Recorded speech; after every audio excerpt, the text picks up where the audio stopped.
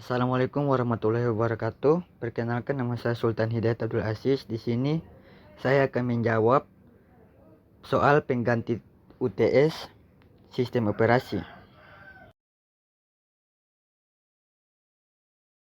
Penjelasan nomor 1. New, proses sedang dikerjakan atau dibuat. Running, instruksi sedang dikerjakan. Waiting, proses sedang menunggu sejumlah kejadian untuk terjadi, seperti sebuah penyelesaian I atau O atau penerimaan sebuah tanda atau signal. Ready, proses sedang menunggu untuk ditugaskan pada sebuah prosesor.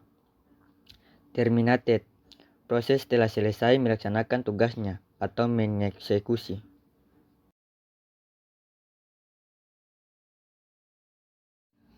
Dua, A. Sebagai resource manager atau pengelola seluruh sumber daya sistem komputer. Mengatur dan mengefisienkan penggunaan seluruh sumber daya komputer atau komputer resource. Tugas utamanya yaitu memantau penggunaan semua resource, menerapkan aturan atau policy, mengalokasikan resource yang diminta, mengambil kembali, dialokasikan resource. Sumber daya pada komputer terdiri dari sumber daya fisik, misalnya keyboard, barcode reader, mouse, joystick, light pen, touchscreen, pointing device, floppy disk drive, hard disk, tape drive, optical disk, CD-ROM drive, CRT, LCD, printer, modem, Ethernet card, PCMCIA, RAM, flash memory, register, kamera, sound card, radio, digitizer, scanner, plotter, dan sebagainya. B. Sumber daya abstrak terdiri dari data dan program, yaitu sebagai extended machine atau virtual machine dan penyedia layanan. Menyembunyikan kompleksitas atau kerumitan pemrograman hardware dari programmer atau user. Menyajikan fasilitas yang lebih mudah dan sederhana untuk menggunakan hardware.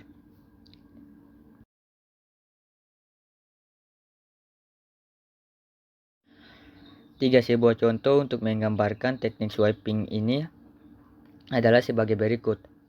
Algoritma round robin yang digunakan pada multiprogramming environment menggunakan waktu kuantum atau satuan waktu CPU dalam pengeksekusian proses-prosesnya. Ketika waktu kuantum berakhir, memory manager akan mengeluarkan swipe out proses yang telah selesai menjalani waktu kuantumnya pada suatu saat serta memasukkan swipe in proses lain ke dalam memori yang telah bebas tersebut.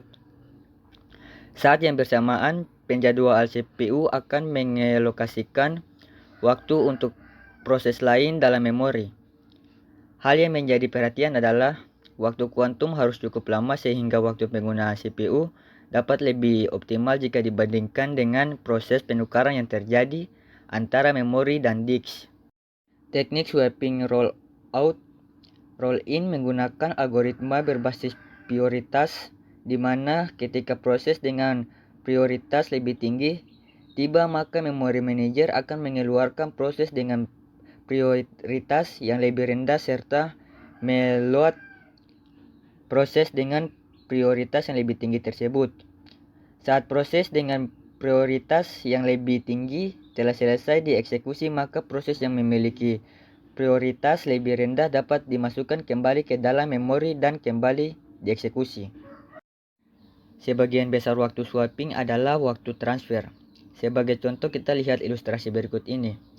Sebuah proses pengguna memiliki ukuran 5 MB, sedangkan tempat penyimpanan sementara yang berupa hard disk memiliki kecepatan transfer data sebesar 20 MB per detiknya. Maka waktu yang dibutuhkan untuk mentransfer proses sebesar 5 MB tersebut dari luar atau ke dalam memori adalah sebesar 5000 KB atau 20.000 kbps sama dengan 250 ms. Perhitungan di atas belum termasuk waktu latensi, sehingga jika kita asumsikan waktu latensi sebesar 2 ms, maka waktu swap adalah sebesar 252 ms. Oleh karena itu terdapat dua kejadian di mana satu proses pengeluaran sebuah proses dan satu lagi adalah proses pemasukan proses ke dalam memori.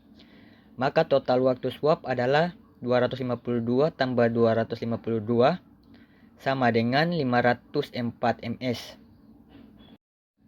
Agar teknik swapping dapat lebih efisien, sebaiknya proses-proses yang diswap hanyalah proses-proses yang benar-benar dibutuhkan sehingga dapat mengurangi waktu swap. Oleh karena itulah, sistem harus selalu mengetahui perubahan apapun yang terjadi pada pemenuhan kebutuhan terhadap memori. Disinilah sebuah proses memerlukan fungsi sistem call, yaitu untuk memberitahukan sistem operasi kapan ia meminta memori dan kapan membebaskan ruang memori tersebut. Jika kita hendak melakukan swap, ada beberapa hal yang harus diperhatikan. Kita harus menghindari penukaran proses dengan MK yang ditunda. Asumsinya proses MK tersebut juga sedang mengantri di antrian karena peralatan MK-nya sedang sibuk. Contohnya seperti ini.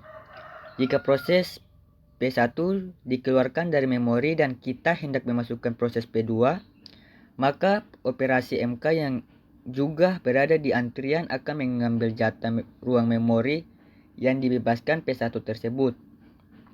Masalah ini dapat diatasi jika kita tidak melakukan swap dengan operasi MK yang ditunda. Selain itu, pengeksekusian operasi MK hendaknya dilakukan pada buffer sistem operasi. Tiap sistem operasi memiliki versi masing-masing pada teknik swapping yang digunakannya. Sebagai contoh pada Unix, swapping pada dasarnya tidak diaktifkan, namun akan dimulai jika banyak proses yang membutuhkan alokasi memori yang banyak. Swapping akan dinonaktifkan kembali jika jumlah proses yang dimasukkan berkurang pada sistem operasi Microsoft Windows 3.1. Jika sebuah proses baru dimasukkan dan ternyata tidak ada cukup ruang di memori untuk menampungnya, proses yang lebih dulu ada di memori akan dipindahkan ke disk.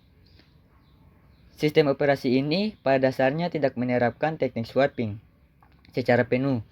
Hal ini disebabkan pengguna lebih berperan dalam menentukan proses di mana yang akan ditukar daripada penjual CPU.